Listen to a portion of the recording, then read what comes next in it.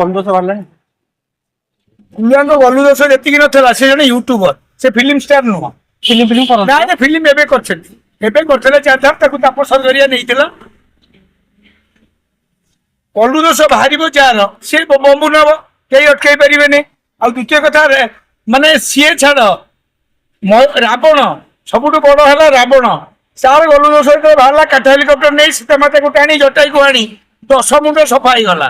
ଫେରେ ସିଏ ରାଣୀ ହଂସପୁରକୁ ନେଇନଥିଲା କାହାକୁ, ସୀତାମାତାକୁ ଅଶୋକ ବନରେ ବସେଇଥିଲା ରାକ୍ଷସ ପୁଳାଇ ଜଗେଇକି।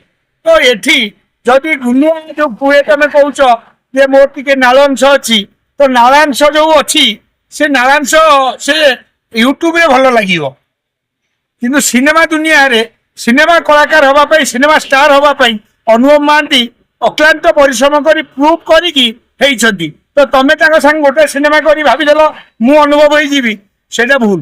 କାହିଁକି ନା ସେ ଗୋଟେ ସିନେମା କଲା ପରେ ତାଙ୍କ ଆଟିଚ୍ୟୁଡ ଚେଞ୍ଜ ହେଇଛି।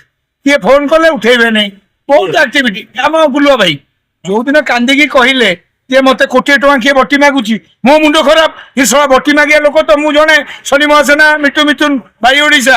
ତ ମୁଁ ଲଗେଇକି ତାଙ୍କୁ ବୁଝିବାକୁ ଚାହିଁଲା ବେଳକୁ ସିଏ ଆଉ ଫୋନ ମୋର ଉଠେଇଲେ ନାହିଁ। ତାପରେ ଜାଣୁ ଜାଣୁ ତାଙ୍କ ସ୍ତ୍ରୀ ତାଙ୍କୁ ବଟି ମାଗୁଛନ୍ତି। ଆରେ ଭାଇ, ସ୍ତ୍ରୀ ତ ସବୁଦିନ ଆମଠୁ ବଟି ନଉଛି। ଘରୁ ଏବେ ଆଇଲି 500 ଦେଇକି ଆଇଲି, କାହିଁକି ଦେଲ, 3ଟା ଛୁଆ ଚଳେଇବ। ତେଣୁକରି ସ୍ତ୍ରୀକୁ ଆପଣ ସବୁବେଳେ ମୁଣ୍ଡରେ ରଖିବା ଦରକାର, କାହିଁକିନା ଆପଣ ଅସୁବିଧା ବେଳେ ସେଇ ସାଥ ଦବ। ଏ ଯୋଉ ବାହାର ଲୋକ କେହି ସାଥ ଦେବେ ନାହିଁ। ଦି ଜଣଙ୍କର କଥାବାର୍ତ୍ତା ଯେବେ ସୋସିଆଲ ମିଡିଆରେ ବର୍ତ୍ତମାନ ଭାଇରାଲ ହଉଛି, ଯେ ସମସ୍ତେ ପଡକାଷ୍ଟ କରୁଛନ୍ତି, ଅସୁନ୍ଦର କଥା, ଏଇଟା ଆସିବା ଉଚିତ ନୁହଁ ବାହାରୁ। ଘର କଥା ଘରେ ଆପଣ କରିହଉନି।